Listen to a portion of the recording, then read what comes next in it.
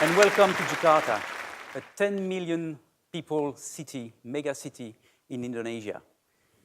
Jakarta experienced this kind of dramatic flooding every year, not once, not twice, 4 to 6 times during the rainy season between the 1st of December and to the end of March.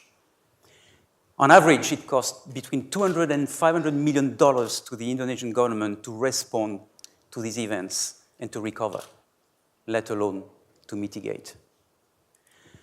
As it happens, a couple of years ago, we had a student of ours at the University of Wollongong who was working in the northern suburbs of Jakarta with vulnerable communities living in informal settlement slums. And he noticed some peculiar events, like this one. What's peculiar here is not a motorbike on a cart. That's normal. What's peculiar is the guy on the cart with his mobile phone tweeting his friend, "Hey, I found these 2 cool guys. They converted their garbage cart into a ferry. You should come here if you want to cross Antasari Avenue. Send." You say, "Hey, that's a great idea. Can we listen to all these guys, filter the information that seems interesting, send back a message to these guys and say, hey, can you send us more information about it? That's great. Send photos." And then we process all this information and we put them into maps for mobile phones or computers. Great idea. We did it.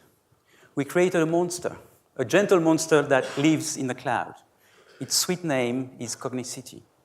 It can swallow 250 tweets per second, from detecting them, filtering them, analyzing them, sending a message to the account user, receiving the information, dispatching the information onto computers or mobile phones.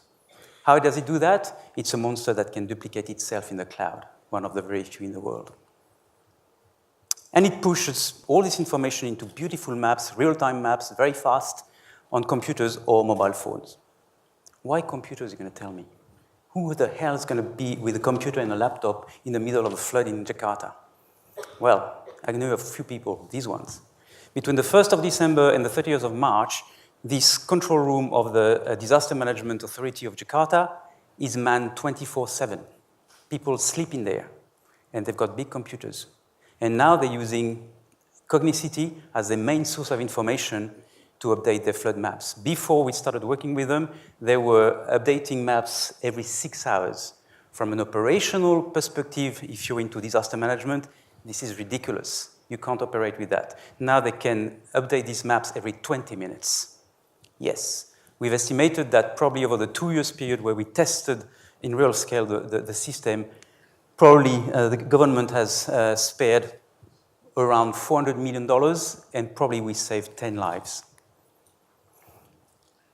And you say, well, that's great, you've done everything. Why are you here? It's a success story. I say, no, because there's a nagging question in the back of my mind. One day, we won't have the right person at the right place at the right time with the right information.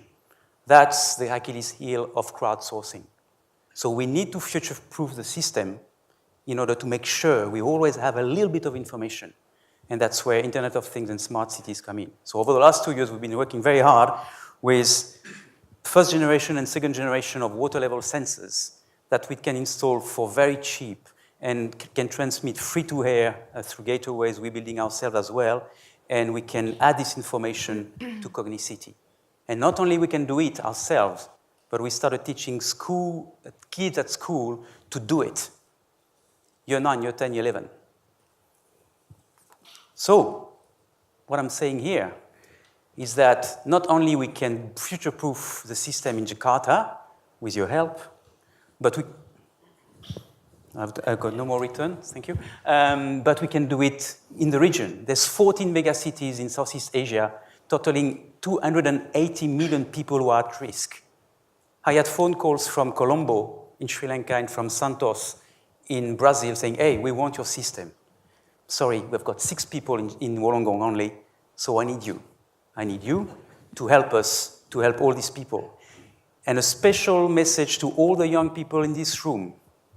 Don't believe that STEM is this boring stuff you have to go at school because your parents and your teachers told you you have to do so to get a job.